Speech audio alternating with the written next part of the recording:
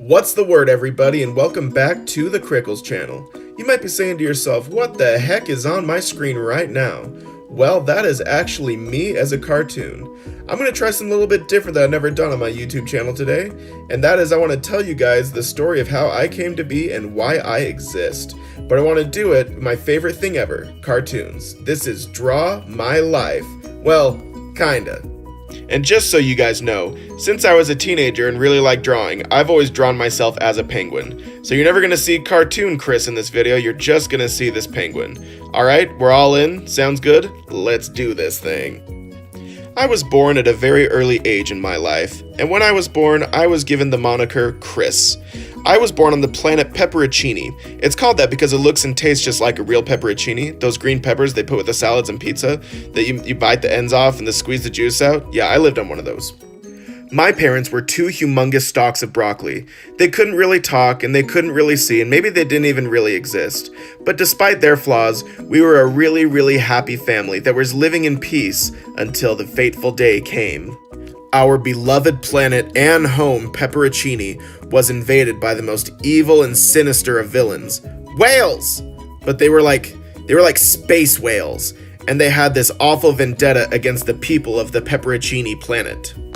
So, just like Superman of old, I had to flee my home planet, and instead find refuge on a weird little tiny planet known as Earth. When I arrived to Earth, it was a very, very bizarre time to be an alien. Everybody was doing this ice bucket challenge thing where you just pour ice water onto yourself and then you say it was for something and I don't know, somebody got money or something, I don't know. It was a weird time, but I was able to become a viral sensation myself because I did an ice bucket challenge where I drowned Kermit the Frog in ice. He was a really good sport and it was really cool. He never spoke to me again, but that's just fine. I earned a lot of money that I was able to use really quickly.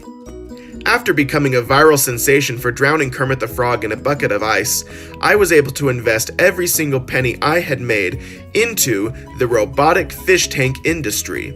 It was a fantastic time for robotic fish tanks. I sold one. Eventually, that robotic fish tank rose up to destroy its own master, so I had to give up the business, and I lost every penny I earned.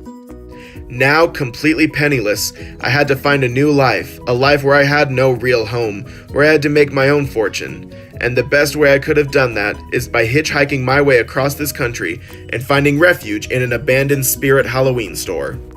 Years passed, and I found that I was able to make friends everywhere that I went, particularly with those reject jack-o'-lanterns that occupied the Spirit Halloween store. They weren't functional, they weren't nice, and they were not real. However, they were my friends, and I really, really cherished the time we spent together.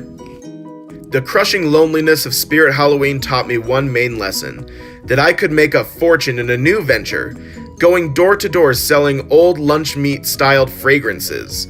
I was particularly successful in selling old hot dog smells.